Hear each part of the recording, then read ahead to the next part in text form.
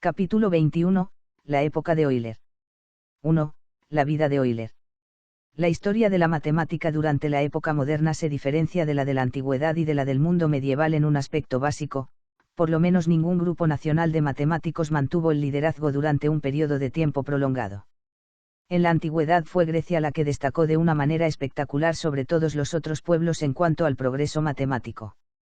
Durante la mayor parte de la Edad Media el nivel de la matemática en el mundo árabe fue más alto que en ningún otro lugar. Desde el Renacimiento hasta el siglo XVIII, en cambio, el centro de la actividad matemática se desplazó repetidas veces, de Alemania a Italia, después a Francia, a Holanda e Inglaterra. Y si las persecuciones religiosas no hubieran forzado a la familia Bernoulli a huir de Antwerp, Bélgica podría haber ocupado este puesto a su vez, pero lo cierto es que dicha familia emigró a Basilea, y como consecuencia de ello fue Suiza el lugar de nacimiento de muchas de las figuras más importantes de la matemática de finales del siglo XVII y comienzos del XVIII.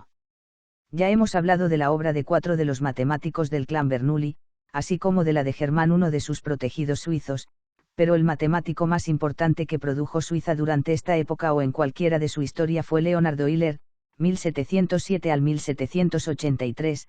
que nació en Basilea.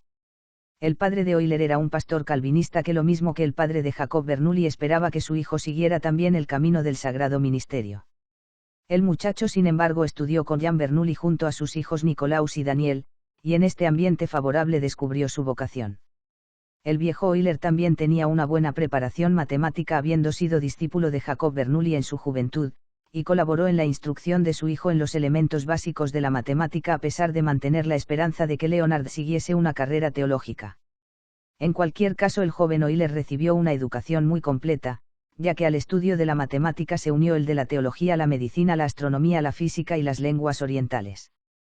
Esta amplitud de conocimientos le resultó muy útil cuando en 1727 recibió noticias procedentes de Rusia en el sentido de que se convocaba un puesto en la sección de medicina de la Academia de San Petersburgo, a donde se habían trasladado 2 años antes los jóvenes hermanos Bernoulli como profesores de matemáticas. Esta importante institución había sido fundada pocos años antes por Catalina I, siguiendo las líneas trazadas por su difunto esposo Pedro el Grande, aconsejado por Leibniz. Por recomendación de los Bernoulli, que eran 2 de las más brillantes lumbreras durante los primeros tiempos de la academia, se llamó a su amigo Euler como miembro de la sección de fisiología y medicina. Desgraciadamente, el mismo día en que Euler llegaba a Rusia moría la emperatriz Catalina, y la casi recién nacida academia estuvo a punto de sucumbir con ella, debido a que los nuevos gobernantes mostraron menos simpatía por los sabios extranjeros que la que habían manifestado Pedro y Catalina. De una u otra manera la academia consiguió sobrevivir, sin embargo, y Euler se encontró en 1730 ocupando la cátedra de filosofía natural en vez de en la sección de medicina. Su amigo Nicolaus Bernoulli había muerto de fiebres en San Petersburgo un año antes de la llegada de Euler, y en 1733 Daniel Bernoulli abandonó Rusia para ocupar la cátedra de matemáticas en la Universidad de Basilea. Así pues, Euler se convirtió en el matemático más importante de la academia a la edad de 26 años. Se casó y organizó su vida para dedicarse diligentemente a la investigación matemática y a crear una familia que terminó por incluir a 13 hijos. La Academia de San Petersburgo había comenzado a publicar una revista de investigación, Los Comentarios de la Academia Imperial de Ciencia Metropolitana, y casi desde sus comienzos recibió un verdadero torrente de artículos matemáticos procedentes de Euler. Los editores no tenían por qué preocuparse de una eventual escasez de material que publicar en tanto la pluma de Euler permaneciese activa. En cierta ocasión dijo el académico francés François Arago que Euler podía calcular sin ningún esfuerzo aparente, exactamente igual que los hombres respiran y que las águilas se mantienen en el aire. Como resultado de esta increíble capacidad, Euler escribía memorias matemáticas mientras jugaba con sus hijos, por ejemplo. En 1735 perdió la vista de su ojo derecho, según se dijo, por exceso de trabajo, pero este accidente desgraciado no frenó en absoluto la marcha de su producción investigadora. Se cuenta que él mismo decía que su lápiz parecía sobrepasarlo en inteligencia, por la gran facilidad con que fluían de él las memorias una tras otra, y a lo largo de su vida publicó más de 500 libros y artículos. Durante casi medio siglo después de su muerte continuaron apareciendo obras inéditas de Euler en las publicaciones de la Academia de San Petersburgo. Una lista bibliográfica de las obras conocidas de Euler, incluidas las póstumas, contiene 886 trabajos y se calcula que sus obras completas, que se están publicando bajo los auspicios de la Academia de Ciencias Suiza, superarán probablemente los 90 grandes volúmenes. A lo largo de su vida su investigación matemática vino a suponer una producción de unas 800 páginas anuales en promedio. Ningún matemático ha superado jamás ni tampoco se ha aproximado a la producción de este hombre, al que Arago llamó el análisis encarnado.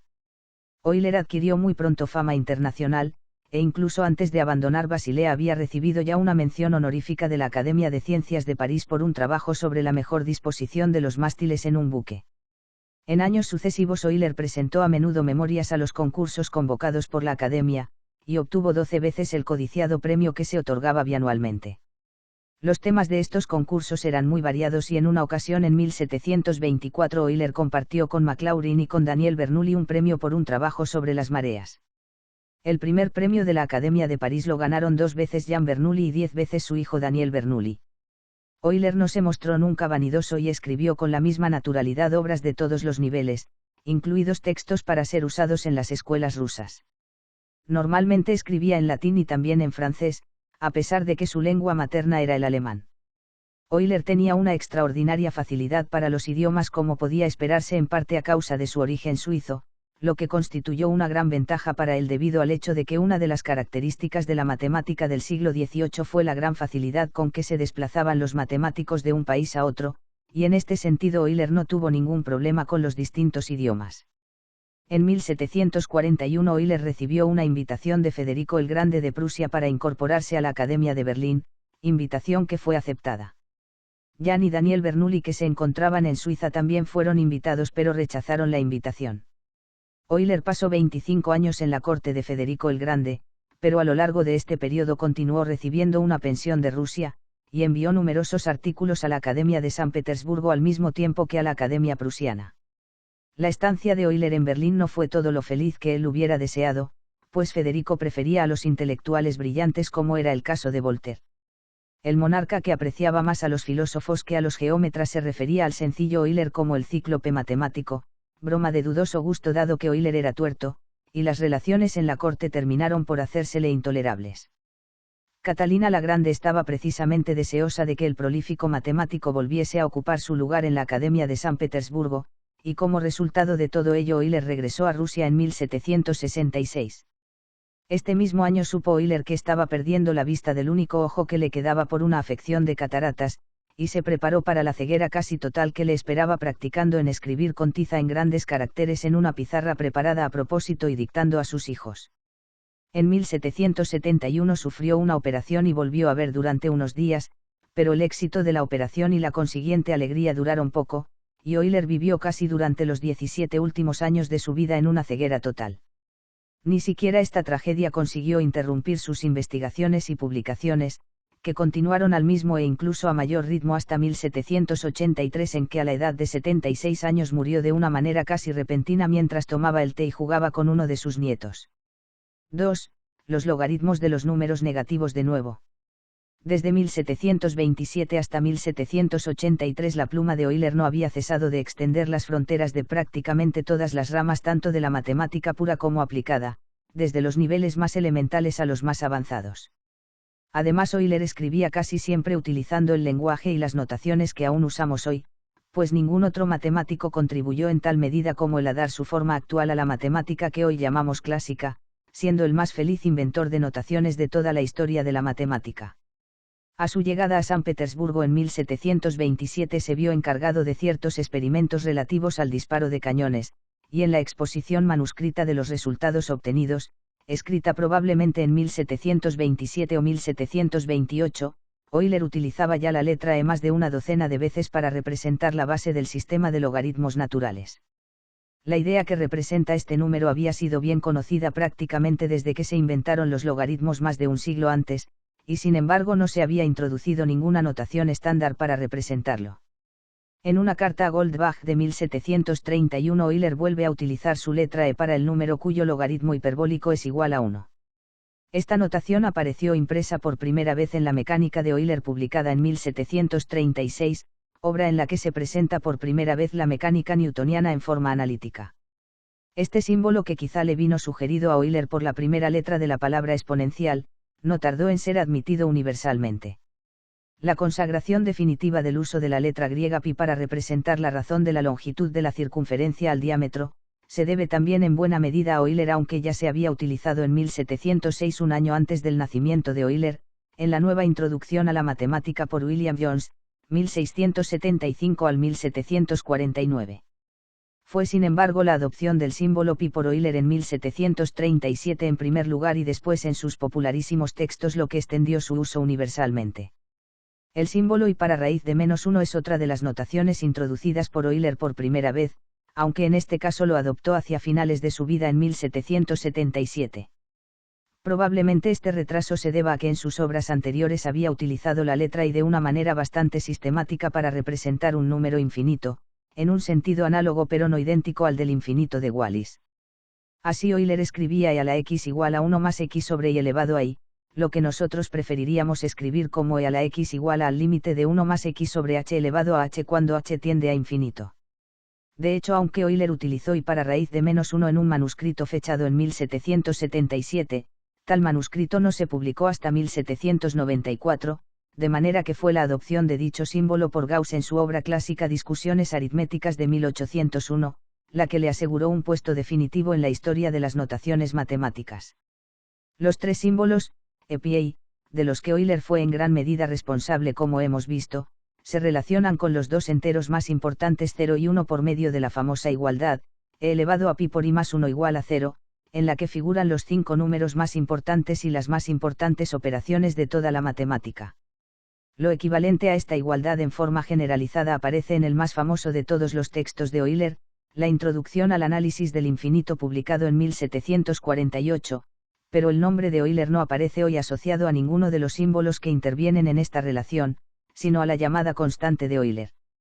Esta constante, que se suele representar por la letra griega gamma y que es una sexta constante matemática importante, es el número definido como gamma igual al límite de 1 más un medio más un tercio más etcétera menos el logaritmo natural de n cuando n tiende a infinito, número bien conocido y que se ha calculado con cientos de decimales, de los que los 10 primeros son 0,57 72 15 66 49.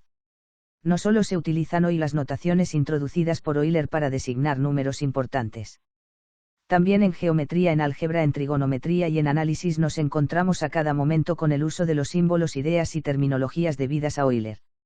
El uso de las letras minúsculas ABC para los lados de un triángulo y de las correspondientes letras mayúsculas ABC para los ángulos respectivamente opuestos a ellos proviene de Euler, así como la adopción de las letras RR mayúscula y S para los radios de las circunferencias inscrita y circunscrita y el semiperímetro del triángulo respectivamente.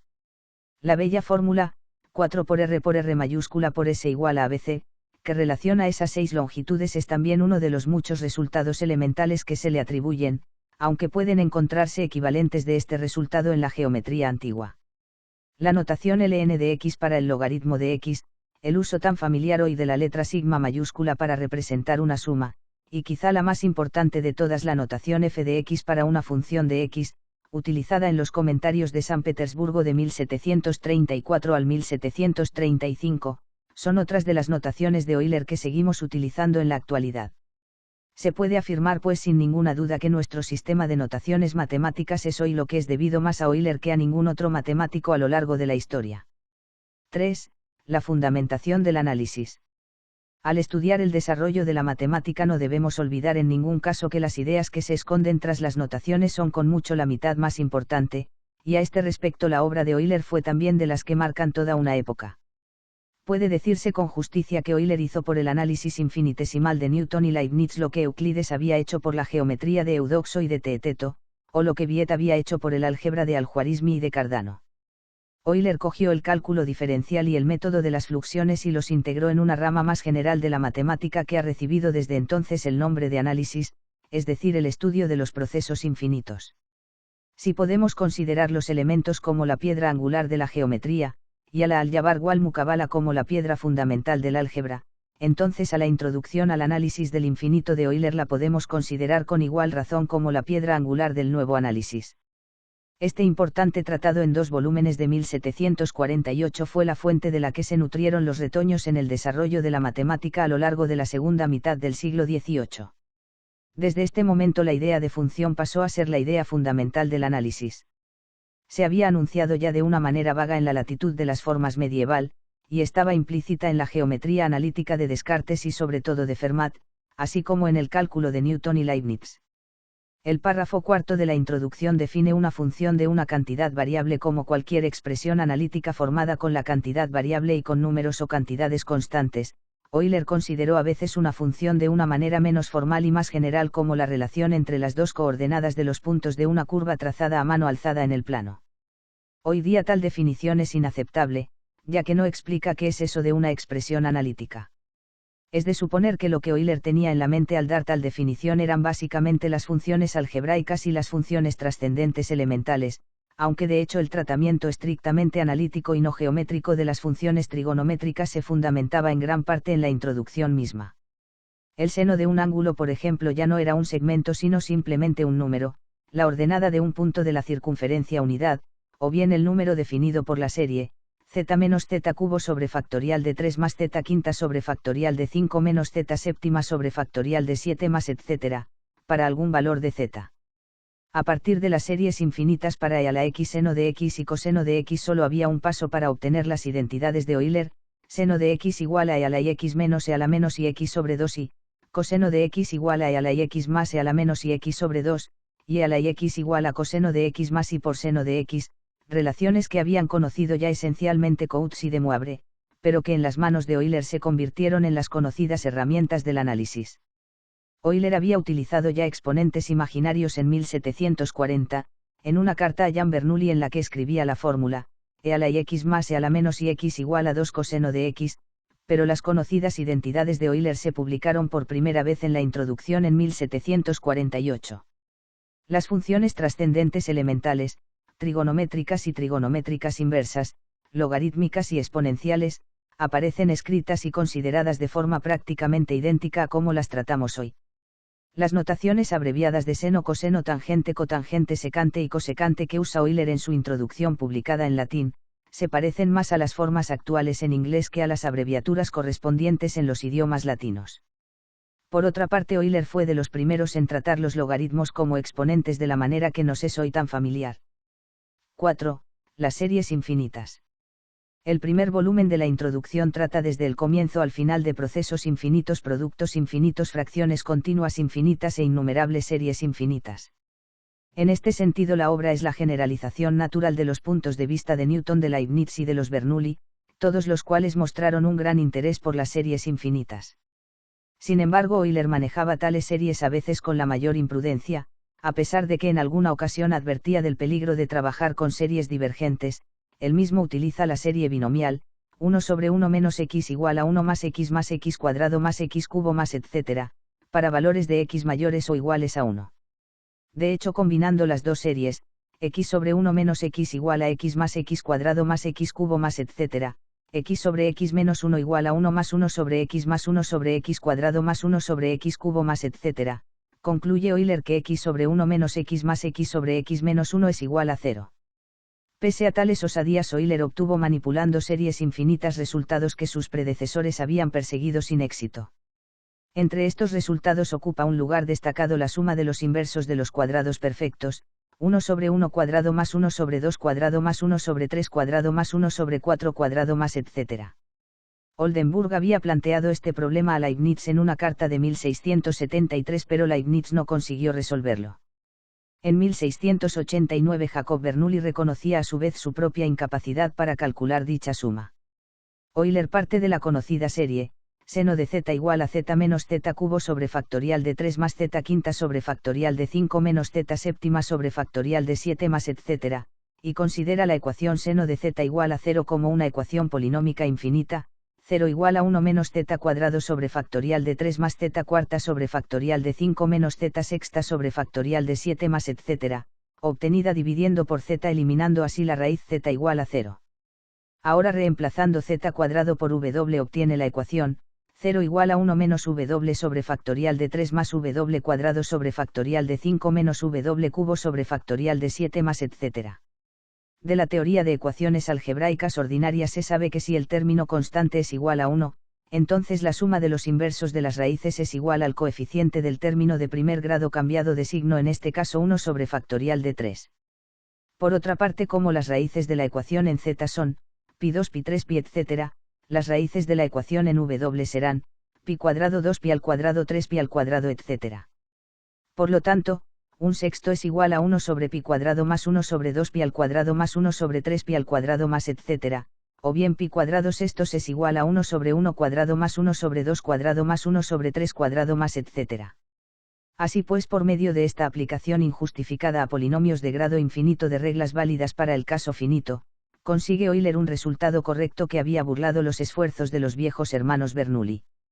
En años posteriores hizo Euler repetidamente descubrimientos análogos. Cuando Jean Bernoulli tuvo noticia del triunfo de Euler escribió, y así ha quedado satisfecho el ardiente deseo de mi hermano, que al darse cuenta de que la investigación de esta suma resultaba ser más difícil de lo que nadie hubiera sospechado, confesó francamente que todo su entusiasmo puesto en ello había sido burlado, si al menos viviera aún mi hermano para verlo. La suma de los inversos de los cuadrados de los enteros positivos efectuada por Euler parece datar de 1736, y lo más probable es que fuera Daniel Bernoulli uno de los primeros a los que le comunicó puntualmente el bello resultado. El interés de Euler por este tipo de series siempre fue grande, y en años sucesivos publicó las sumas de los inversos de otras potencias de números naturales. Por ejemplo, utilizando la serie de potencias para el coseno en vez de la del seno, calculó Euler de una manera completamente análoga el resultado, pi cuadrado octavos igual a 1 sobre 1 cuadrado más 1 sobre 3 cuadrado más 1 sobre 5 cuadrado más etc. Y por lo tanto, como corolario, la suma, pi cuadrado doceavos igual a 1 sobre 1 cuadrado menos 1 sobre 2 cuadrado más 1 sobre 3 cuadrado menos etc. Muchos de estos resultados aparecieron también publicados en la introducción de 1748, incluidas las sumas de los inversos de las potencias enésimas pares de los números naturales desde n igual a 2 hasta n igual a 26. Las series de los inversos de las potencias impares son tan intratables que no se sabe aún si la suma de los inversos de los cubos de los enteros positivos es o no un múltiplo racional de pi cubo, mientras que Euler sabía ya que para las potencias de exponente 26 la suma de los inversos es 2 a la 24 por 76.977.927 por pi a la 26 sobre factorial de 27. 5. Series convergentes y divergentes. La gran imaginación que puso Euler en el tratamiento de las series le llevó a descubrir algunas relaciones sorprendentes entre el análisis y la teoría de números. Así demostró, y la demostración es francamente sencilla, que la divergencia de la serie armónica implica el teorema euclídeo de la existencia de infinitos números primos. Efectivamente, si hubiera solamente k primos p1, p2, p3, etc., entonces todo número n sería de la forma n igual a p1 elevado a alfa 1 p2 elevado a alfa 2, etc. Sea alfa el mayor de los exponentes alfa sub i correspondientes a n y formemos el producto, p igual a 1 más 1 sobre p1 más 1 sobre p1 cuadrado más etc. por 1 más 1 sobre p2 más 1 sobre p2 cuadrado más etc. por etc. En este producto deben aparecer entre otros los términos, 1 sobre 1 1 sobre 2 etc., luego el producto p no puede ser menor que 1 sobre 1 más 1 sobre 2 más etc. A partir de la fórmula que nos da la suma de una progresión geométrica podemos ver que los factores del producto p van siendo respectivamente menores que 1 sobre 1 menos 1 sobre p1, 1 sobre 1 menos 1 sobre p2 etc., y por lo tanto, 1 sobre 1 más 1 sobre 2 más etc. es menor que p1 sobre p1 menos 1 por p2 sobre p2 menos 1 por etc., para todo valor posible de n. Por lo tanto, si el número k de primos fuera finito, entonces la serie armónica sería necesariamente convergente. De una manera bastante más complicada demuestra Euler que la serie de los inversos de los números primos es divergente, mostrando que la suma parcial S sub n es asintótica al logaritmo natural del logaritmo natural de n para valores crecientes de n. A Euler le encantaban las relaciones entre la teoría de números y las propiedades de las series que obtenía manipulándolas atrevidamente. Así, sin prestar aparentemente la menor atención a los peligros que acechan escondidos en las series alternadas, descubrió resultados tales como pi igual a 1 más un medio más un tercio más un cuarto menos un quinto más un sexto más un séptimo más un octavo más un noveno menos un décimo más etc., donde el signo de un término a partir de los dos primeros viene determinado de la forma siguiente.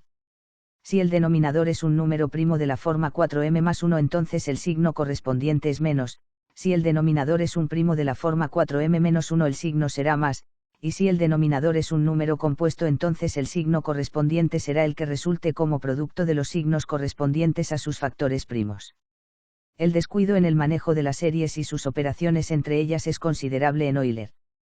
Del desarrollo del logaritmo natural de 1 sobre 1 menos x igual a x más x cuadrado medios más x cubo tercios más x cuarta cuartos más etc., obtiene que el logaritmo natural de infinito es igual a 1 más un medio más un tercio más un cuarto más etc., y por lo tanto que 1 sobre el logaritmo natural de infinito es igual a 0, donde en la serie aparecen los inversos de los primos con signos menos, y los inversos de los productos de dos primos distintos con signo más. En la introducción aparecen gran cantidad de series como estas, así como productos infinitos análogos tales como el 0 igual a un medio por 2 tercios por 4 quintos por 6 séptimos por etc., y el infinito igual a 2 por 3 medios por 5 cuartos por 11 décimos por etc. como consecuencia del anterior. El símbolo infinito lo utiliza Euler libremente para representar el inverso del 0. 6. La vida de D'Alembert. Sobre el tema de los logaritmos, la contribución de Euler no se limitó a su definición en términos de exponentes, que es la que utilizamos hoy, sino que estableció al fin el punto de vista correcto con respecto a los logaritmos de los números negativos. La idea de que logaritmo de menos x igual a logaritmo de más x la defendía el matemático francés más importante a mediados del siglo XVIII, que murió precisamente el mismo año que Euler, Jean Le Rond d'Alembert, 1717 al 1783. El apodo de D'Alembert proviene del nombre de la iglesia de San Juan Bautista de la Ronda, próxima a Notre Dame de París, en cuya escalinata fue abandonado poco después de su nacimiento. Más tarde se supo que su madre era la aristocrática y un tanto vivaracha Madame de Tencin, elocuente escritora y hermana de un cardenal, y su padre fue el caballero de estoques general de artillería. El pequeño Espósito fue criado por la esposa de un vidriero, y años más tarde, cuando llegó a ser un famoso matemático, D'Alembert rechazó enérgicamente los intentos de aproximación de su madre, prefiriendo ser reconocido como el hijo de sus empobrecidos padres adoptivos. El sobrenombre D'Alembert lo adoptó de joven por razones que no conocemos. Al igual que Euler y que los Bernoulli, D'Alembert recibió también una sólida educación en Derecho, Medicina, Ciencias Naturales y Matemáticas, amplio bagaje que le fue muy útil cuando colaboró con Denis Diderot desde 1751 a 1772 en los 28 volúmenes de la famosa Enciclopedia o Diccionario Razonado de las Ciencias, las Artes y los Oficios. D'Alembert escribió para la enciclopedia el muy admirado discurso preliminar, así como la mayor parte de los artículos matemáticos y científicos en general. La enciclopedia, a pesar de la educación jansenista de D'Alembert, mostraba fuertes tendencias a la secularización del saber tan característica del siglo de las luces, y se vio víctima de violentos ataques procedentes de los jesuitas. Por su enérgica defensa del proyecto vino a ser conocido D'Alembert como el zorro de la enciclopedia y casualmente jugó un importante papel en la expulsión de los jesuitas de Francia. Como resultado de sus actividades y de su amistad con Voltaire y otros filósofos de la época, fue uno de los que preparó el camino por el que llegaría la Revolución Francesa. A la temprana edad de 24 años fue elegido miembro de la Academia de Ciencias y en 1754 llegó a ser su secretario perpetuo, y como tal el científico quizá más influyente de Francia. Cuando ya se acercaba el final de la estancia de Euler en Berlín, Federico el Grande de Prusia invitó a D'Alembert a presidir la Academia Prusiana, invitación que D'Alembert declinó argumentando que resultaría completamente inadecuado situar a cualquier contemporáneo en una posición de superioridad académica por encima del gran Euler. D'Alembert recibió también una invitación de Catalina la Grande de Rusia para que fuese el tutor de su hijo, pero también rechazó esta oferta a pesar del sueldo principesco que se le ofrecía. Mientras Euler se encontraba atareado en Berlín con sus investigaciones matemáticas, D'Alembert trabajaba activamente en París, y hasta 1757, en que la controversia sobre el problema de la cuerda vibrante los enfrentó en cierto modo, la correspondencia entre los dos fue frecuente y cordial, ya que sus intereses coincidían en gran parte. Afirmaciones tales como la de que logaritmo de menos 1 al cuadrado igual a logaritmo de más 1 al cuadrado, de la que se deducía que 2 por logaritmo de menos 1 igual a 2 por logaritmo de más 1, luego logaritmo de menos 1 igual a logaritmo de más 1, habían confundido a los mejores matemáticos de la primera mitad del siglo XVIII, pero en 1747 Euler pudo al fin escribir a D'Alembert explicando correctamente el estatus de los logaritmos de los números negativos. En realidad el resultado debería haber sido evidente para Jean Bernoulli y otros que estaban ya más o menos familiarizados con la fórmula, e a la I por tita igual a coseno de tita más I por seno de tita, antes incluso de que la formulase Euler de una manera clara y definitiva. Esta identidad se verifica para todos los ángulos tita medidos en radianes, y en particular resulta para tita igual a pi, e a la I por pi igual a menos 1, es decir que el logaritmo natural de menos 1 es igual a I por pi. Así pues, los logaritmos de los números negativos no eran reales como habían creído Jean Bernoulli y D'Alembert, sino imaginarios.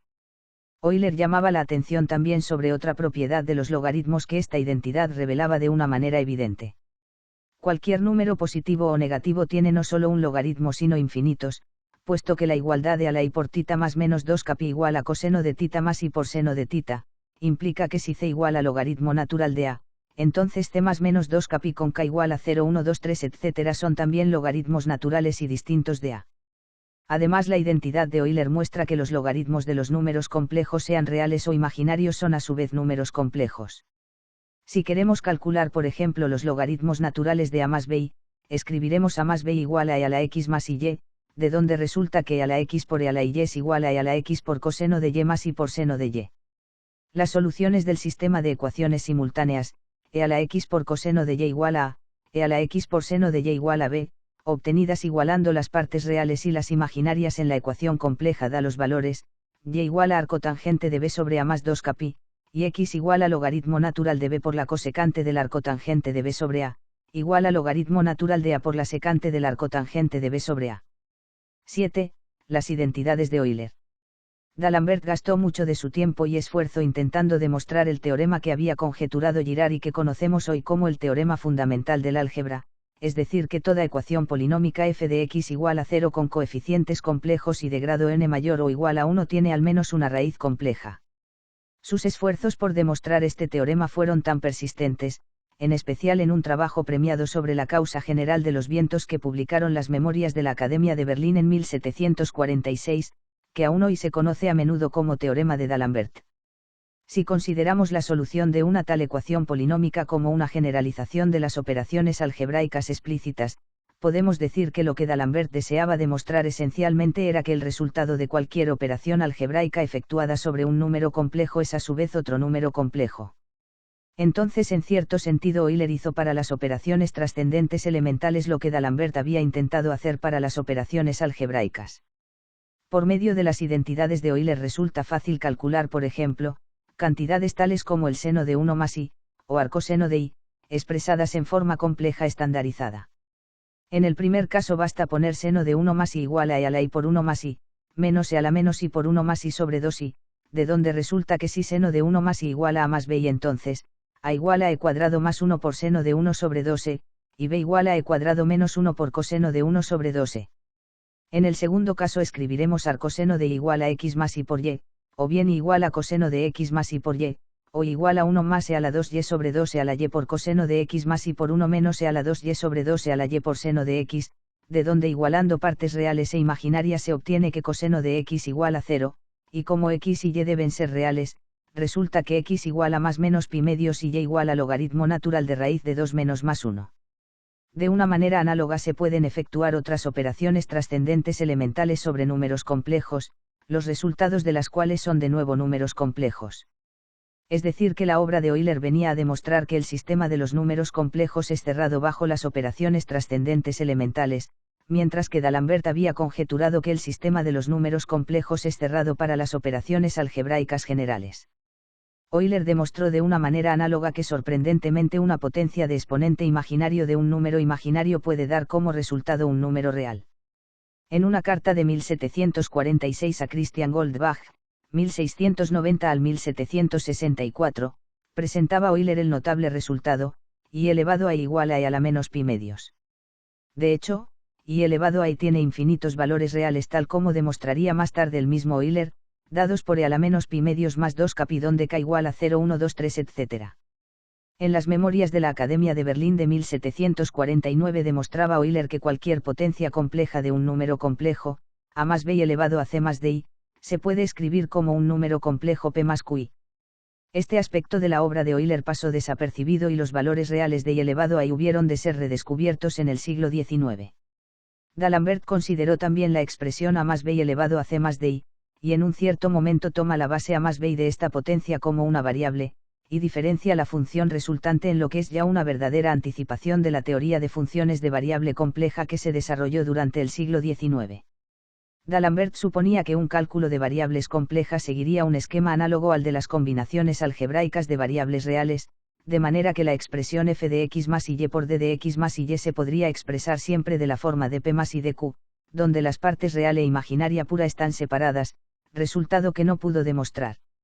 En un artículo de 1752 sobre la resistencia ofrecida por los fluidos, llegó D'Alembert a las llamadas ecuaciones de Cauchy-Riemann que aparecen tan a menudo en análisis complejo. Si se tiene la función analítica f de x más y igual a u más y b, entonces f de x menos y igual a u menos y b, derivada parcial de u con respecto a x igual a derivada parcial de b con respecto a y derivada parcial de u con respecto a igual a menos derivada parcial de b con respecto a x. 8. D'Alembert y la idea de límite.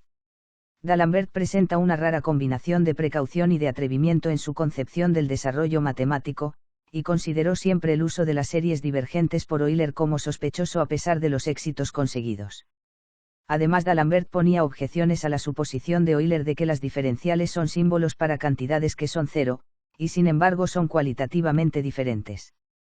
Dado que Euler se restringía a funciones de buen comportamiento, no se había visto involucrado en las sutiles dificultades que iban a hacer más tarde insostenible su ingenua posición.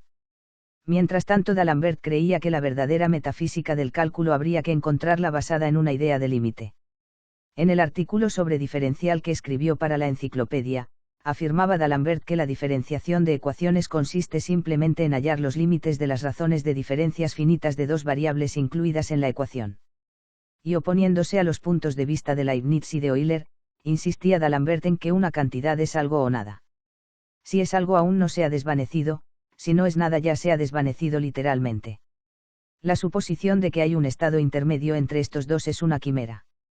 Este punto de vista terminaría por excluir la vaga noción de las diferenciales como magnitudes infinitamente pequeñas, y D'Alembert sostenía que la notación de las diferenciales no es más que una manera conveniente de hablar que depende para su justificación del lenguaje de los límites. Su artículo en la enciclopedia sobre la diferencial que ya hemos mencionado se refiere a la obra Cuadratura de curvas de Newton, pero D'Alembert interpreta las expresiones de Newton, razones primeras y últimas, como límites y no como una primera o última razón de dos cantidades que están exactamente surgiendo o desvaneciéndose respectivamente. En el artículo sobre límite que también escribió para la enciclopedia, llama a una cantidad el límite de una segunda cantidad variable si la segunda puede aproximarse a la primera hasta diferir de ella en menos que cualquier cantidad dada sin llegar nunca a coincidir con ella. La imprecisión formal de esta sugestiva definición se eliminó finalmente por obra de los matemáticos del siglo XIX. Euler había considerado las cantidades infinitamente grandes como las inversas de las magnitudes infinitamente pequeñas, pero D'Alembert al poner fuera de la ley los infinitésimos definía lo infinitamente grande en términos de límites. Un segmento, por ejemplo, se dice que es infinito con respecto a otro si su razón puede hacerse mayor que cualquier número dado. Y a continuación pasa a definir cantidades infinitamente grandes de orden superior de una manera análoga a cómo hacen hoy los matemáticos al hablar de órdenes de infinitud con respecto a funciones. D'Alembert negaba la existencia del infinito actual, ya que pensaba en magnitudes geométricas y no en términos de la teoría de conjuntos que se iba a desarrollar un siglo más tarde. La formulación del concepto de límite por D'Alembert carecía de la precisión lingüística y de la exactitud necesarias para hacerla operativa, y por lo tanto aceptable para sus contemporáneos. Así pues, los escritores de libros de texto continentales de finales del siglo XVIII continuaron utilizando en la inmensa mayoría de los casos el lenguaje y las concepciones de Leibniz y de Euler, y no las que proponía D'Alembert para el tratamiento del análisis infinitesimal. 9. La teoría de ecuaciones diferenciales. D'Alembert fue sin duda un hombre de intereses muy variados, y quizá hoy se le conoce mejor por su principio mecánico llamado principio de D'Alembert, que afirma que las acciones y reacciones internas de un sistema de cuerpos rígidos en movimiento están en equilibrio. Este principio apareció publicado en 1743 en su famoso Tratado de Dinámica. Otros tratados de D'Alembert están dedicados a la música, al problema de los tres cuerpos, a la precesión de los equinoccios, al movimiento en medios resistentes y las perturbaciones del movimiento lunar.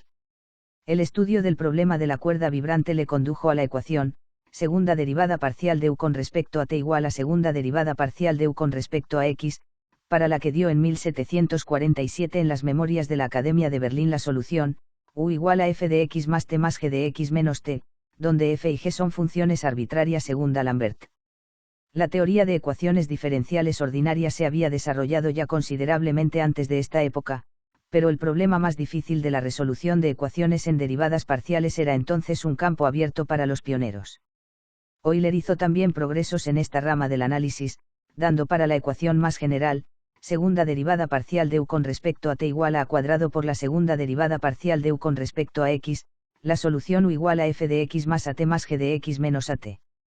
La resolución de ecuaciones diferenciales ordinarias comenzó en cierto sentido, tan pronto como se reconoció la relación inversa existente entre los procesos de diferenciación y de integración. Pero la mayoría de las ecuaciones diferenciales no se mostraron fácilmente reducibles a cuadraturas sencillas, sino que requerían en cambio ingeniosas sustituciones o algoritmos especiales para su solución. Uno de los logros del siglo XVIII en este sentido fue el descubrimiento de ciertas familias de ecuaciones que son resolubles por medio de artificios relativamente sencillos. Las ecuaciones de Bernoulli que vimos ya en el capítulo anterior forman uno de estos grupos. Otro tipo lo identificó el precoz matemático Alexis Claude Clairaut, 1713 al 1765, y lleva su nombre. Se trata de la familia de ecuaciones de la forma y igual a x por y' más f de y'. En este caso la sustitución p igual a y' seguida de la diferenciación de todos los términos de la ecuación con respecto a x, conducirá a una ecuación en xp y diferencial de p con respecto de x, que es de primer orden y resoluble siendo la solución general y igual a cx más f de c. La ecuación diferencial de Clairaut tiene también una solución singular, tratándose de una de las primeras de este tipo que se encontraron, aunque Taylor había dado ya anteriormente tal solución singular. D'Alembert encontró la solución singular de un tipo de ecuación diferencial un poco más general, la y igual a x por f de y' más g de y', y por ello a esta ecuación se la conoce con el nombre de ecuación de D'Alembert. 10. Los Clairaut. Alexis Claude Clairaut fue uno de los matemáticos más precoces de la historia, aventajando incluso a Blaise Pascal en este sentido. A la edad de 10 años estudiaba ya los dos textos de L'Hôpital sobre el cálculo y sobre las cónicas, a los 13 leía un artículo sobre geometría en la Academia de Ciencias, y a los 18 fue elegido miembro de la Academia, mediante una dispensa especial de las condiciones de edad exigidas. D'Alembert fue elegido académico a los 24 años y en el mismo año de su elección publicó Clairaut un tratado que se hizo muy famoso, Investigaciones sobre las curvas de doble curvatura, cuyo resumen había presentado 2 años antes a la Academia. Al igual que en el caso de la geometría de Descartes, las investigaciones de Clairaut aparecieron sin el nombre del autor en la portada, aunque también en este caso se sabía bien quién era el autor. Clairaut lleva a cabo en su tratado para las curvas en el espacio, el programa que había propuesto Descartes casi un siglo antes, es decir, su estudio a través de sus proyecciones sobre dos planos de coordenadas. De hecho fue este método el que le sugirió a Clairaut el nombre con que bautizó en el título de su libro a las curvas alabeadas, dado que su curvatura viene determinada por las curvaturas de las dos proyecciones. En las investigaciones aparecen numerosas curvas espaciales determinadas por intersecciones de diversas superficies, se dan explícitamente fórmulas para las distancias en 2 y en 3 dimensiones, la forma de la ecuación del plano por sus intersecciones con los ejes aparece incluida también, y se hallan tangentes a algunas curvas en el espacio. Este libro pues del joven Clairaut constituye el primer tratado de geometría analítica tridimensional. Clairaut, miembro de una familia de 20 hijos, solo uno de los cuales sobrevivió a su padre, tuvo importancia también por otras contribuciones al análisis. Clairaut observó que las derivadas parciales de segundo orden cruzadas, f sub x y f sub y x de una función f de x y y, son iguales en general. Nosotros sabemos hoy que esto ocurre si estas derivadas son continuas en el punto en cuestión, y utilizó este hecho en el familiar criterio m sub y idéntico a n sub x en la teoría de ecuaciones diferenciales, para el carácter de diferencial exacta de la expresión diferencial m de x y y por diferencial de x más n de x y y por diferencial de y. En algunas obras de matemática aplicada que se hicieron famosas, tales como la teoría de la forma de la Tierra, 1743, y la teoría de la Luna, 1752, Clairaut hizo uso de la teoría del potencial. Sus textos Elementos de Geometría, 1741, y Elementos de Álgebra, 1746, el primero de los cuales escrito para la marquesa de Châtelet, formaban parte de un plan que nos recuerda a los de nuestros días para mejorar la enseñanza de la matemática. A propósito, Clairaut tenía un hermano menor que rivalizó con él en precocidad, puesto que a la edad de 15 años este hermano menor, conocido históricamente solo como Clairaut le Cadet, publicó en 1731, el mismo año en que habían aparecido las investigaciones del hermano mayor, un libro sobre el cálculo titulado Tratado de cuadraturas circulares e hiperbólicas. Este genio prácticamente desconocido murió trágicamente de viruela al año siguiente. El padre de los dos hermanos Clairaut fue también un matemático estimable, pero hoy se le recuerda principalmente por la obra de sus hijos, dos de los más precoces matemáticos de todos los tiempos. 11. Los Riccati. Una de las más interesantes entre las ecuaciones diferenciales que se estudiaron durante el siglo XVIII es la que D'Alembert llamó ecuación de Riccati, la de la forma y' igual a p de x por y cuadrado más q de x por y más r de x. Esta ecuación fue estudiada por muchos matemáticos, entre los que se encontraban varios de los Bernoulli, así como por Jacobo Riccati, 1676 al 1754, y su hijo Vincenzo, 1707 al 1775. Fue Euler sin embargo el primero en llamar la atención sobre el hecho de que si se conoce una solución particular b igual a f de x, entonces la sustitución y igual a b más 1 sobre z convierte la ecuación de Riccati en una ecuación diferencial lineal en z, de manera que se puede hallar una solución general. Euler hacía notar también en los comentarios de San Petersburgo correspondientes a los años 1760 al 1763, que si se conocen dos soluciones particulares, entonces se puede obtener una solución general expresable por medio de una simple cuadratura.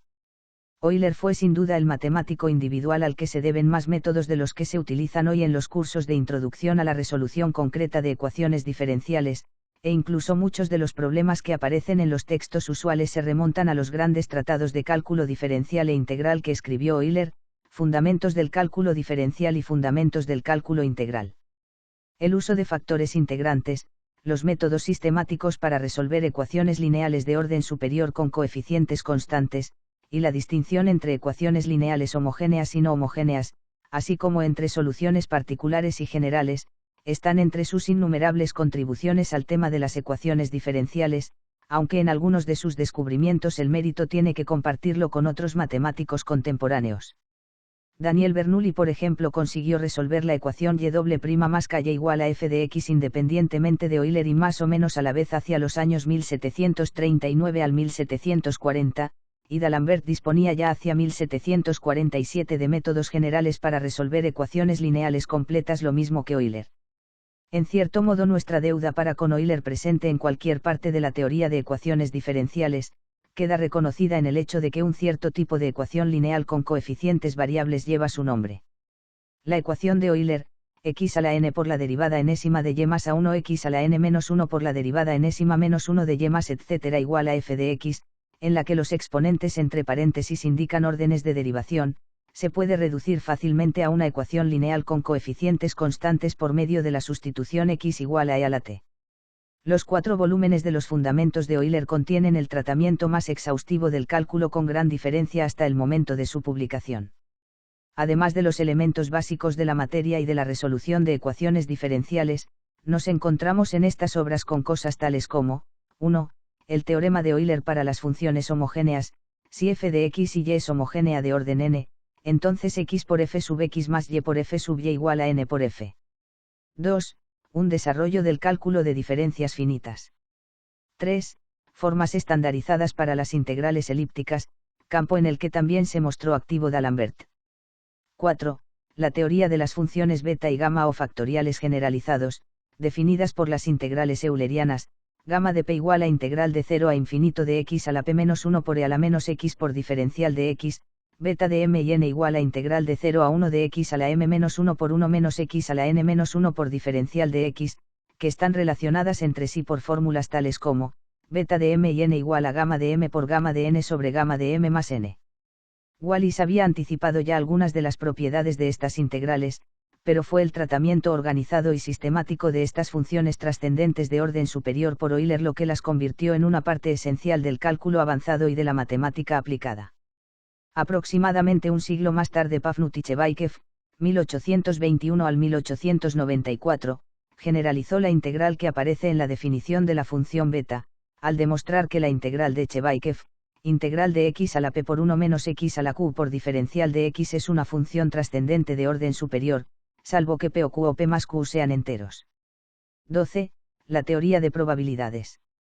Una de las características del siglo de la Ilustración fue la tendencia a aplicar a todos los aspectos de la sociedad los métodos cuantitativos que habían tenido tanto éxito en las ciencias físicas.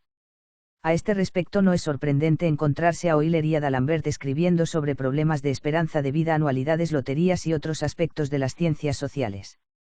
Después de todo, la teoría de probabilidades había sido uno de los temas que más interesaba a los amigos de Euler, Daniel y Nicolaus Bernoulli. Según los cálculos de Euler publicados en las Memorias de la Academia de Berlín del año 1751, una imposición de 350 coronas a favor de un niño recién nacido, le produciría una anualidad vitalicia de 100 coronas a partir de los 20 años de edad. Entre los problemas de loterías que publicó en las Memorias de la Academia de Berlín para el año 1765, el siguiente es uno de los más sencillos. Considérense n billetes numerados consecutivamente de 1 a n, de los que se extraen 3 al azar. Entonces la probabilidad de que resulten extraídos 3 números consecutivos es igual a 2 por 3 sobre n por n menos 1, la probabilidad de que salgan 2 números consecutivos pero no 3 es 2 por 3 por n menos 3 sobre n por n menos 1, y la probabilidad de que no salgan 2 números consecutivos es n menos 3 por n menos 4 sobre n por n menos 1. Para esta solución no eran necesarios evidentemente conceptos nuevos, pero como podría haberse sospechado, Euler contribuyó a crear nuevas notaciones también aquí, como había hecho en otras ramas de la matemática. Así escribía, por ejemplo, que había encontrado útil representar la expresión p por p menos 1 por p menos 2 por etc. sobre 1 por 2 por etc., como p sobre q entre corchetes, que es una forma esencialmente idéntica a la notación moderna p sobre q entre paréntesis. D'Alembert resulta sin embargo un personaje notable en la historia de la teoría de probabilidades, porque al contrario que Euler, se manifestó opuesto a las opiniones generalmente admitidas. Por ejemplo, en su artículo sobre cara o cruz publicado en 1754 en la Enciclopedia, afirmaba D'Alembert que la probabilidad de obtener una cara al efectuar 2 lanzamientos de una moneda sería 2/3 y no los 3/4 generalmente aceptados, dado que el juego se termina si aparece cara en el primer lanzamiento. Un matemático de Ginebra hizo observar a D'Alembert que sus 3 casos, x, xy, y y, no son equiprobables, pero D'Alembert no se dejó convencer por el razonamiento usual. En el mismo artículo que hemos mencionado se refería D'Alembert al caso de la paradoja de San Petersburgo como un verdadero escándalo. Evidentemente este caso le reafirmó en su posición de considerar los primeros principios de la teoría de probabilidades que se venían admitiendo como erróneos. En vista de esta situación propuso D'Alembert que siempre que fuera posible se determinaran las probabilidades por medio de experimentos. En esta propuesta se vio apoyado por el conde de Buffon, 1701 al 1788, autor de un famoso tratado de historia natural en varios volúmenes. Entre los científicos en general a Buffon se le conoce como un iconoclasta que entre otras cosas proponía unos 75.000 años como estimación de la edad de la Tierra, en lugar de la cifra generalmente aceptada de unos 6.000 años aproximadamente. Entre los matemáticos a Buffon se le conoce por 2 contribuciones a esta ciencia de distinto tipo, una traducción al francés del método de las fluxiones de Newton, y el problema de la aguja de Buffon en teoría de probabilidades. Buffon también se había visto impresionado por la paradoja de San Petersburgo, y en su ensayo de aritmética moral publicado en 1777 en el volumen 4 de un suplemento a la historia natural, daba varias razones para considerar el juego en cuestión como intrínsecamente imposible. Buffon introducía también en el mismo ensayo lo que constituía esencialmente una nueva rama de la teoría de probabilidades, la que estudia los problemas probabilísticos basados en consideraciones geométricas. Buffon proponía el problema siguiente: considérese un plano horizontal dividido en regiones por un haz de rectas paralelas equidistantes, sobre el que se lanza al azar una aguja de grosor despreciable. La probabilidad de que la aguja corte a una de las rectas paralelas aparece calculada correctamente por Buffon como 2 por L sobre pi por D, donde D es la distancia común entre las paralelas y L la longitud de la aguja con L menor que D. El ensayo contiene también una interesante colección de tablas de nacimientos, matrimonios y muertes correspondientes a París y que cubren los años 1709 a 1766, así como resultados obtenidos a partir de ellas relativos a esperanza de vida que fueron criticados duramente por D'Alembert. Durante el siglo XVIII fue cuando se introdujo en Europa procedente del este la práctica de la vacunación contra la viruela, es decir, de la inoculación con una forma debilitada de viruela, con objeto de desarrollar inmunidad contra dicha enfermedad. Esta costumbre provocó una controversia entre los matemáticos que trataban de aplicar la teoría de probabilidades a los asuntos de la vida social. El año 1760 Daniel Bernoulli leyó ante la Academia de Ciencias de París un trabajo relativo a las ventajas de la inoculación, pero antes de que dicho trabajo fuese publicado en las memorias de la Academia ya le había puesto objeciones D'Alembert, quien no negaba las ventajas de la vacuna pero sí sostenía que Bernoulli había exagerado tales ventajas. Parte de la controversia se centró en la distinción que según insistía D'Alembert había que hacer entre la vida media y la vida probable de un individuo. La vida probable de un niño venía a ser entonces de unos 8 años, es decir, la mitad de los niños morían en esta época antes de cumplir los 8 años, mientras que su vida media o duración de la vida humana en promedio era de unos 26 años. Si comparamos estas cifras con las que corresponden a la época actual, se pone de manifiesto el horriblemente bajo nivel de los cuidados médicos de siglos pasados.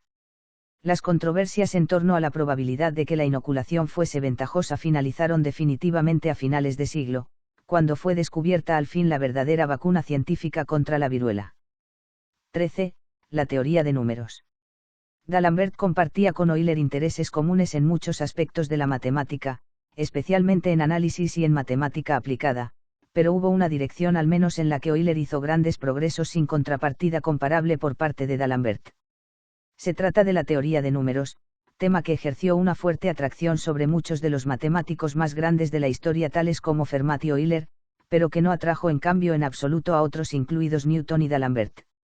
Euler no llegó a publicar ningún tratado sobre el tema, pero sí escribió numerosas cartas y artículos sobre diversos aspectos de la teoría de números. Recordemos que Fermat había afirmado entre otras cosas en sus trabajos sobre teoría de números, 1. Que los números de la forma 2 a la 2 a la n más 1 parecen ser siempre primos, y 2, que si p es primo y a es un entero no divisible por p, entonces a elevado a p menos 1 es divisible por p.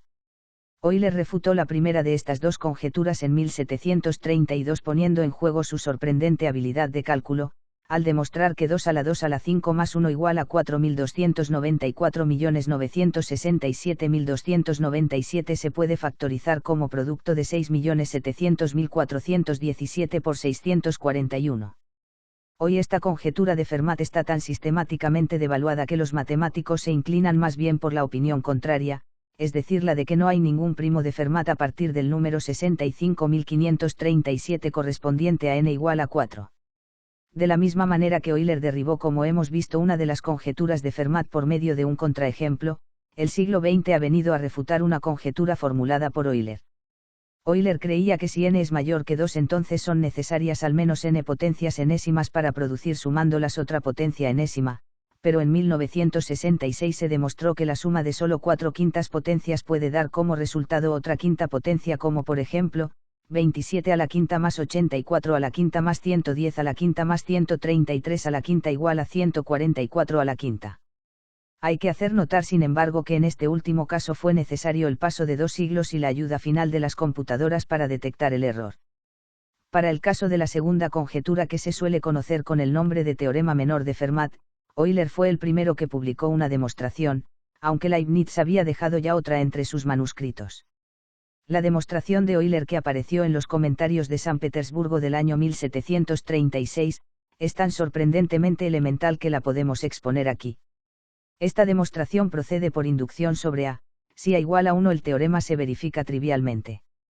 Vamos a demostrar pues que si el teorema se verifica para un valor entero positivo cualquiera de A igual a K, entonces también se verifica necesariamente para A igual a K más 1. Para ello utilizamos el teorema binomial escrito en la forma K más 1 elevado a P igual a K a la P más MP más 1, siendo M un número entero. Restando K más 1 a los dos miembros, obtenemos que K más 1 elevado a P menos K más 1 igual a MP más K a la P menos K, y como el último término del segundo miembro es divisible por P, por hipótesis lo es todo el segundo miembro, luego el primer miembro también es divisible por P obviamente. Queda demostrado pues el teorema por inducción completa para todos los valores de A siempre que A sea primo con P. Después de demostrar el teorema menor de Fermat, demostró Euler una proposición un poco más general, en la que utilizó una función que más tarde recibió el nombre de función phi de Euler. Si m es un número natural mayor que 1, la función phi de m se define como el número de enteros menores que m que son primos con m, incluyendo siempre el 1 entre ellos. Se acostumbra definir phi de 1 igual a 1, y para m igual a 2, 3 y 4 por ejemplo, los respectivos valores de phi de m son 1, 2 y 2. Si P' evidentemente se tiene que phi de P igual a P-1 y puede demostrarse que phi de M igual a M por 1 menos 1 sobre P1 por 1 menos 1 sobre P2 por etc., donde P1, P2 etc. son los factores primos distintos que figuran en M.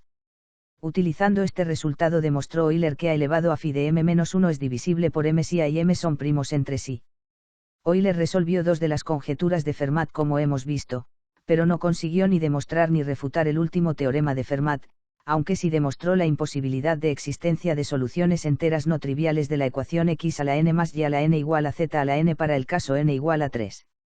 En 1747 Euler prolongó la lista de los tres pares de números amigos que conocía Fermat hasta 30 pares, más tarde la extendió de nuevo hasta más de 60 pares.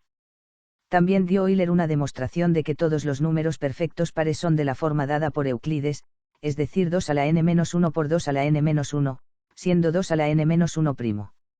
Hasta hoy permanece abierto el problema de si existe o no algún número perfecto impar, y también está aún sin resolver un problema que surgió en la correspondencia entre Euler y Christian Goldbach, 1690 al 1764. En una carta a Euler de 1742 Goldbach afirmaba que todo número natural par mayor que 3 es suma de dos primos. Esta afirmación llamada teorema de Goldbach o mejor conjetura de Goldbach, apareció publicada sin demostración en 1770 en Inglaterra en las Meditaciones algebraicas de Edward Waring, 1734 al 1793. Waring fue senior wrangler en 1757, es decir número 1 en los célebres exámenes tripos en Cambridge, y profesor lucasiano de matemáticas en dicha universidad a partir de 1760. Sus obras contenían muchos resultados importantes, pero estaban tan mal escritas que tuvieron poca difusión. Así ocurrió por ejemplo que el conocido criterio del cociente para la convergencia de series se suele conocer como el criterio de Cauchy, a pesar de que había sido dado por Waring tan pronto como en el año 1776. Las meditaciones algebraicas contienen no solo la conjetura de Goldbach, sino también otra conjetura complementaria que asegura que todo entero impar o es primo o suma de tres primos. Entre otras afirmaciones sin demostrar hay una que se conoce como el teorema o problema de Waring. Euler había demostrado que todo entero positivo es suma de no más de 4 cuadrados, y Waring conjeturó entonces que todo entero positivo se podría expresar como suma de no más de 9 cubos, o como suma de no más de 19 cuartas potencias. La primera mitad de esta osada conjetura se demostró a comienzos del siglo XX. La segunda parte aún no ha sido demostrada, salvo en el aspecto parcial que representa el hecho demostrado por Hilbert en 1909 de que todo entero positivo se puede expresar como suma de no más de n potencias enésimas positivas, donde n mayúscula es una cierta función de n. Waring publicó también en sus meditaciones algebraicas un teorema que lleva el nombre de su discípulo y amigo John Wilson, 1741 al 1793, que dice que si P es primo entonces factorial de P-1 más 1 es un múltiplo de P. Wilson también fue senior wrangler en Cambridge, pero abandonó las matemáticas por el derecho llegando a ser juez y siendo elevado más tarde a la nobleza. 14. Los libros de texto. Los matemáticos más importantes de la Europa continental a mediados del siglo XVIII eran antes que nada analistas, pero ya hemos podido ver que sus contribuciones a la matemática no se limitaron al análisis. D'Alembert dio una demostración bien que defectuosa del teorema fundamental del álgebra, y Clairaut había publicado ya en 1740 un texto, Los elementos de álgebra, que llegó a alcanzar tal popularidad que aún se publicó una sexta edición de él en 1801. Euler no solo contribuyó a la teoría de números, sino que escribió también un texto de álgebra muy popular que se publicó en ediciones en alemán y en ruso en San Petersburgo en 1770 al 1772, en francés bajo los auspicios de D'Alembert en 1774, y en otras muchas versiones incluidas algunas ediciones americanas en inglés. La excepcional calidad didáctica del álgebra de Euler se suele atribuir al hecho de que la dictó el autor ya ciego a un criado de escasos conocimientos. Los libros de texto de Clairaut y de Euler se utilizaron relativamente poco en Inglaterra, en parte debido al aislamiento matemático de Inglaterra a finales del siglo XVIII, y en parte también debido a que Maclaurin y otros habían escrito buenos libros de texto de nivel elemental. El Tratado de Álgebra de Maclaurin llegó a alcanzar media docena de ediciones desde 1748 a 1796. Uno de los textos rivales de este, el Tratado de Álgebra de Thomas Simpson, 1710 al 1761, pudo jactarse de llegar a 8 ediciones por lo menos en Londres de 1745 a 1809. Otro Elementos de álgebra por Nicholas Anderson, 1682 al 1739, se editó 5 veces entre 1740 y 1792. Simpson fue un genio autodidacta que consiguió ser elegido miembro de la Royal Society en 1745, pero cuya turbulenta vida le condujo a un fracaso total media docena de años más tarde. Su nombre ha quedado para la posteridad, sin embargo, en la llamada regla de Simpson, que publicó en sus disertaciones matemáticas en física y temas analíticos en 1743, para calcular cuadraturas aproximadas utilizando arcos parabólicos, pero en realidad este resultado había aparecido ya en una forma algo diferente en 1668 en los ejercicios de geometría de James Gregory. La vida de Sanderson fue en cambio un ejemplo de triunfo de la voluntad personal sobre un enorme obstáculo, una ceguera total desde la edad de 1 año, como resultado de haber padecido la viruela. Los textos de álgebra del siglo XVIII ilustran de manera clara la tendencia hacia un énfasis creciente en los aspectos algorítmicos de la materia, mientras que sus fundamentos lógicos permanecían aún sumergidos en una incertidumbre considerable. La mayor parte de los autores consideraba necesario insistir largamente sobre las reglas que regían la multiplicación de números negativos, y algunos rechazaban categóricamente la posibilidad de multiplicar dos números negativos.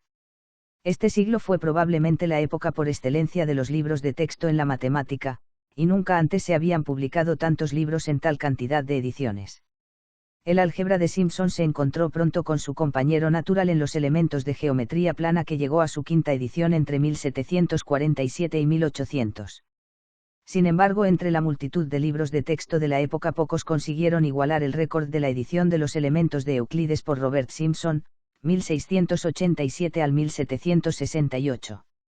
Esta obra, publicada por un hombre que se había especializado en medicina pero que llegó a ser profesor de matemáticas en la Universidad de Glasgow, se publicó por primera vez en 1756 y en 1834 podía vanagloriarse ya de su 24ª edición inglesa, por no mencionar las traducciones a otros idiomas ni los libros de geometría que se derivaron de él en mayor o menor grado, puesto que la mayor parte de las versiones inglesas modernas de Euclides tienen una gran deuda con ella.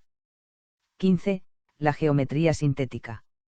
Simpson intentaba hacer revivir la antigua geometría griega, y en este empeño publicó algunas reconstrucciones de obras perdidas, tales como los porismas de Euclides y las secciones determinadas de Apolonio.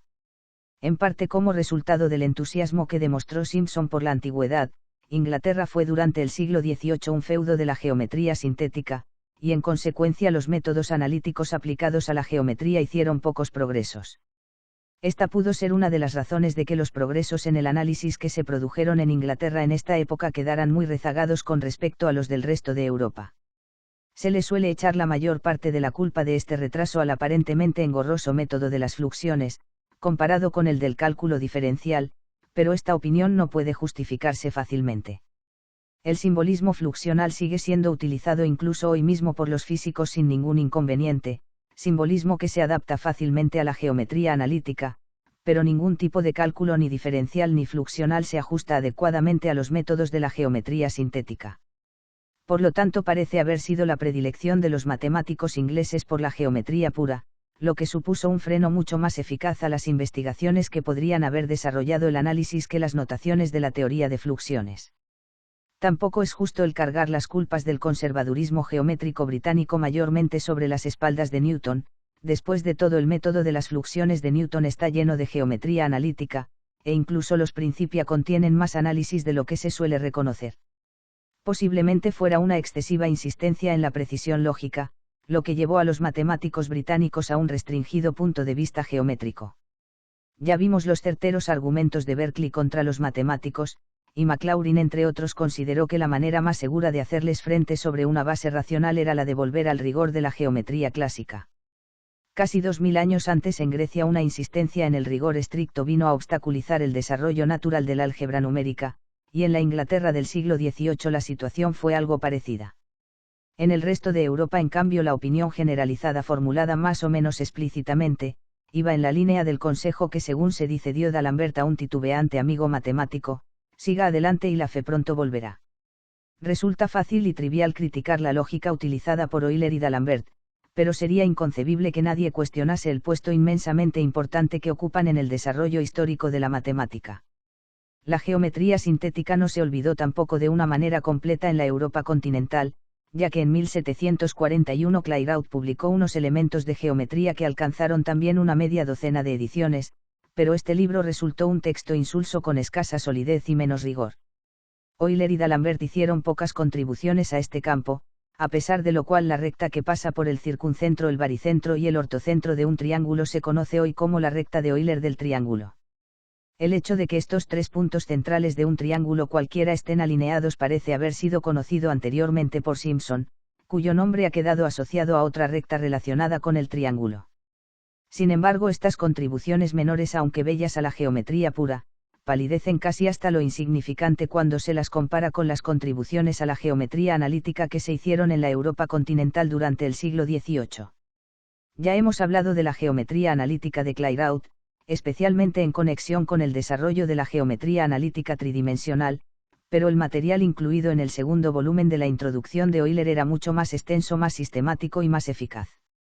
En una fecha tan temprana como 1728 publicó Euler en los Comentarios de San Petersburgo algunos artículos sobre el uso de coordenadas en la geometría del espacio tridimensional, dando las ecuaciones generales de tres importantes clases de superficies, cilindros, conos y superficies de revolución en general. Euler se dio cuenta de que la ecuación de un cono con vértice en el origen de coordenadas tiene que ser homogénea necesariamente. También demostró que la curva de longitud mínima o geodésica entre dos puntos de una superficie cónica se convertiría en la recta que une estos dos puntos, si la superficie se abriese y se extendiese sobre un plano, lo que constituye uno de los primeros teoremas sobre superficies desarrollables de la historia de la matemática. La importancia que atribuía Euler a hacer su obra tan general como fuera posible puede verse especialmente en el segundo tomo de su introducción. Este libro hizo más que ningún otro por conseguir que el uso de las coordenadas, tanto en dimensión 2 como en dimensión 3, se convirtiera en el instrumento básico para el estudio sistemático de curvas y superficies. En vez de limitarse a las secciones cónicas, Euler da una teoría general de curvas basada en el concepto de función que había sido central a lo largo del primer volumen. A las curvas trascendentes no se las desterraba ya al desván como había sido la costumbre hasta entonces, sino que en este libro y prácticamente por primera vez, el estudio de las representaciones gráficas de las funciones trigonométricas forma parte de la geometría analítica con pleno derecho. También se incluyen las demás curvas trascendentes usuales, así como algunas no tan usuales como son las y igual a x a la x, y a la x igual a x a la y igual a -1 a la x, etc. 16. La geometría analítica tridimensional. La introducción incluye también en su segundo volumen dos exposiciones distintas de las coordenadas polares, que son tan completas y sistemáticas que tal método se ve frecuentemente atribuido a Euler de una manera errónea. Se estudian allí clases completas de curvas tanto algebraicas como trascendentes, y aparecen por primera vez las ecuaciones de la transformación de coordenadas cartesianas rectangulares a polares, exactamente en su forma trigonométrica moderna. Euler utilizaba además el ángulo vectorial general así como valores negativos del radio vector, de manera que la espiral de Arquímedes, por ejemplo, aparecía en su forma dual, simétrica con respecto a la recta perpendicular al eje polar por el polo. D'Alembert mismo se vio muy influenciado por esta obra evidentemente cuando escribió el artículo sobre geometría para la enciclopedia. La introducción de Euler también fue la principal responsable de que se extendiese el uso sistemático de lo que llamamos la representación paramétrica de curvas, es decir, mediante la expresión de cada una de las coordenadas cartesianas en función de una variable independiente auxiliar. Para la cicloide, por ejemplo, Euler utiliza las ecuaciones x igual a b menos b por coseno de z sobre a, y y igual a z más b por seno de z sobre a. La introducción va seguida de un largo y sistemático apéndice que constituye quizá la contribución más importante de Euler a la geometría, ya que representa prácticamente la primera exposición en forma de libro de texto de la geometría analítica tridimensional. Se estudian en este apéndice superficies en general tanto algebraicas como trascendentes para dividirlas después en categorías. Aquí nos encontramos y de nuevo por primera vez evidentemente, con la idea de que las superficies algebraicas de segundo grado constituyen una familia de cuádricas en el espacio, análoga a la de las secciones cónicas en la geometría plana. Partiendo de la ecuación cuadrática general f de x, y z igual a 0 con sus 10 términos, Euler se da cuenta de que si se iguala a 0 la suma homogénea de los términos de segundo grado, se obtiene la ecuación del cono asintótico a la cuádrica, sea real o imaginario. Y más importante aún es el hecho de que utilice las ecuaciones de una traslación y rotación del sistema de ejes, en una forma que dicho sea de paso aún lleva el nombre de Euler, para reducir la ecuación de la superficie de una cuádrica regular a una de las formas canónicas correspondientes a los 5 tipos fundamentales, el elipsoide real, los hiperboloides de una y de dos hojas, y los paraboloides elíptico e hiperbólico. Uno de los aspectos que no suele faltar en los cursos modernos de geometría analítica, pero que no se encuentra en la introducción ni en ningún otro libro de la época, es un estudio sistemático de los lugares geométricos de la geometría elemental, la recta, la circunferencia, el plano y la esfera. Sin embargo, esta obra de Euler se aproxima más a la forma de los textos modernos de geometría analítica que ningún otro libro publicado antes de la Revolución Francesa. 17. Lambert y el postulado de las paralelas. Muchos matemáticos de todas las épocas han mostrado también ciertas veleidades filosóficas. Euler y D'Alembert se cuentan entre ellos desde luego, pero ambos pasaron por alto un tema que intentó explotar otro matemático contemporáneo y también con inclinaciones filosóficas. Se trata de Johann Heinrich Lambert, 1728 al 1777, un suizo alemán que escribió sobre una gran variedad de temas matemáticos y no matemáticos, y que estuvo estrechamente relacionado con Euler durante un par de años en la Academia de Berlín. Se dice que cuando Federico el Grande le preguntó en cuál de las ciencias era más versado, Lambert contestó breve y modestamente, en todas. Lambert podría haber llegado a ser más conocido hoy si no hubiese intentado dominar un tanto ambiciosamente todos los campos de la ciencia, ya que fue sin duda un hombre de una capacidad excepcional. Ya hemos visto que Saccheri creía haber demolido las posibilidades hipotéticas de que la suma de los ángulos de un triángulo plano fuera mayor o menor que dos ángulos rectos. Lambert llamó la atención sobre el hecho bien conocido de que sobre la superficie de una esfera la suma de los ángulos de un triángulo es siempre mayor que dos ángulos rectos, y sugirió que quizás se pudiera encontrar una superficie sobre la que la suma de los ángulos de un triángulo siempre fuese menor que dos rectos. Tratando de completar lo que había intentado ya Saccheri, es decir, conseguir una demostración de que la negación del postulado de las paralelas de Euclides conduce a una contradicción, escribió Lambert en 1766 su obra, Teoría del paralelismo, que apareció publicada póstumamente en 1786. En vez de comenzar por un cuadrilátero de Saccheri, Lambert adoptó como punto de partida de sus investigaciones un cuadrilátero con tres ángulos rectos, cuadrilátero que se conoce hoy con el nombre de cuadrilátero de Lambert, y estudió las tres posibilidades que podría verificar el cuarto ángulo, es decir, que fuera agudo, recto u obtuso. Correspondientemente a estos tres casos demostró a la manera de Saccheri, que la suma de los ángulos de un triángulo sería respectivamente menor, igual o mayor que dos ángulos rectos. Y avanzando más lejos que Saccheri en esta dirección, demostró que la cantidad en que dicha suma se quede corta o exceda a dos ángulos rectos según los casos es proporcional al área del triángulo. En el caso del ángulo obtuso la situación es análoga a la que nos encontramos en un teorema clásico de geometría esférica, el que dice que el área de un triángulo es proporcional a su exceso esférico, y Lambert formuló la atrevida opinión de que la hipótesis del ángulo agudo podría corresponder a una geometría sobre una nueva superficie, tal como la de una esfera de radio imaginario. 100 años más tarde, en 1868, demostró Eugenio Beltrami, 1835 al 1900, que era ciertamente correcta la conjetura de Lambert sobre la existencia de tal tipo de superficie. Esta superficie no resultó ser, sin embargo, una esfera de radio imaginario, sino una superficie real conocida como la pseudoesfera, que es una superficie de curvatura constante negativa engendrada al hacer girar una tractriz en torno a su eje. A pesar de que lo que intentaba Lambert, lo mismo que Saccheri, era demostrar el postulado de las paralelas, parece haberse dado cuenta claramente de su fracaso en el intento, ya que dejó escrito: las demostraciones del postulado euclídeo de las paralelas pueden desarrollarse hasta el punto en que aparentemente solo queda por concluir un detalle sin importancia. Pero un análisis cuidadoso viene a demostrar que en este detalle sin importancia es donde radica el punto crucial del asunto, porque normalmente o bien contiene la proposición que se trataba de demostrar o un postulado alternativo equivalente a ella.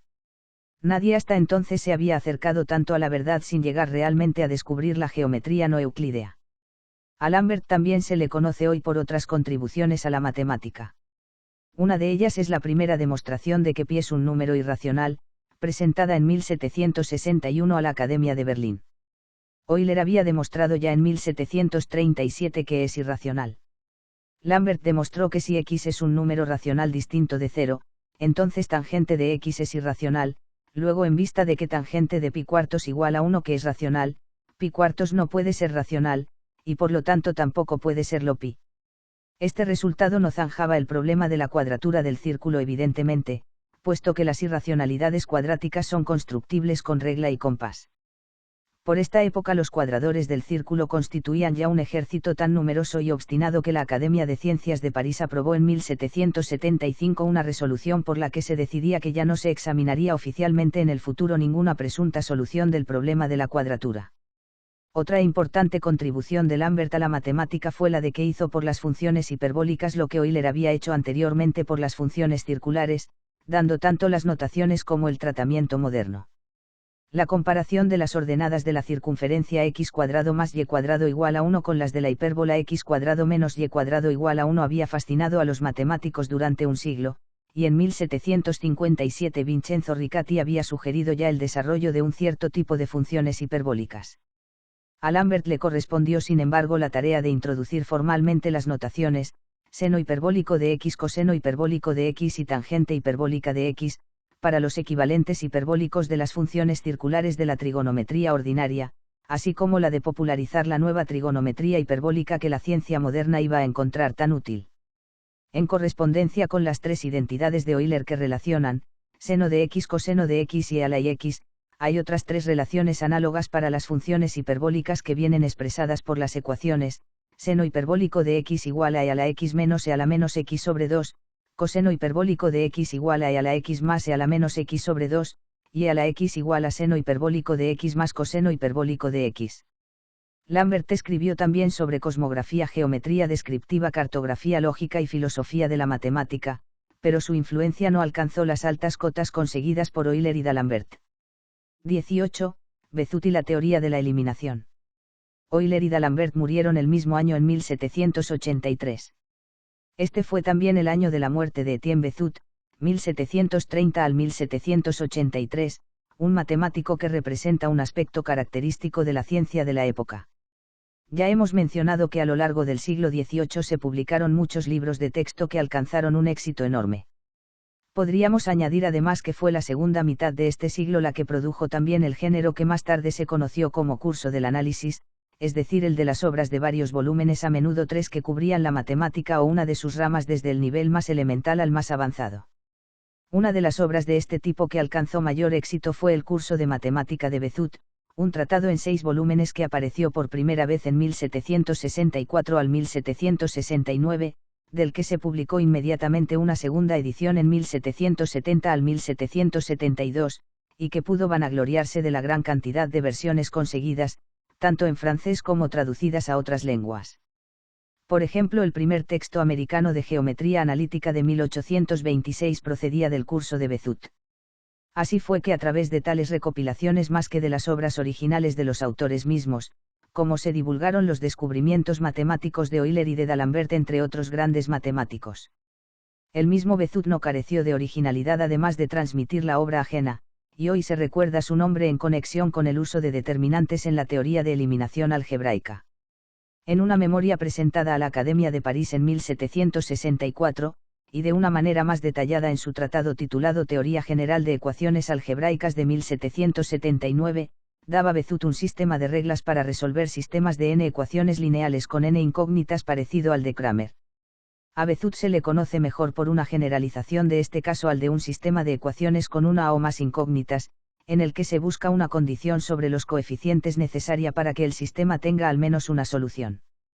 Por poner un ejemplo muy sencillo, podríamos preguntarnos por una condición necesaria para que el sistema, a1x más b1y más c1 igual a 0, a2x más b2y más c2 igual a 0, a3x más b3y más c3 igual a 0, tenga una solución. Una condición necesaria es la de que el eliminante, a1b1c1, a2b2c2, a3b3c3, que es aquí un caso especial del bezoutiano, sea igual a 0. Eliminantes algo más complicados aparecen cuando lo que se busca es una condición necesaria para que dos ecuaciones polinómicas de distinto grado en general tengan una solución común. Bezout fue también el primero que dio una demostración satisfactoria del teorema, conocido ya por Maclaurin y por Cramer, de que dos curvas algebraicas de grados m y n respectivamente se cortan en general en m por n puntos, y así este teorema se suele conocer como teorema de Bézout. Euler trabajó también en la teoría de la eliminación, pero menos sistemáticamente que Bézout. Durante el siglo XVIII las universidades francesas no destacaron en el cultivo de la matemática, siendo las academias y escuelas militares las que produjeron un importante número de matemáticos, y un curso de matemática como el de Bézout resultaba muy adecuado para ser utilizado en instituciones de este tipo. Bézout mismo enseñó en una escuela militar y fue examinador de la Marina, por lo tanto estuvo en estrecho contacto con los programas que se enseñaban en su época. Sin embargo, en el plazo de unos pocos años a partir de la muerte de los principales matemáticos que hemos estudiado en este capítulo, el sistema completo de enseñanza superior en Francia iba a experimentar una revisión y una drástica reforma, como resultado de los cambios producidos por la Revolución Francesa. Durante este breve pero importante periodo, Francia volvió a ser una vez más el centro matemático del mundo tal como lo había sido ya durante mediados del siglo XVII. El capítulo siguiente estará dedicado a un grupo de matemáticos que vivieron y trabajaron en París durante algunos de sus días más dramáticos.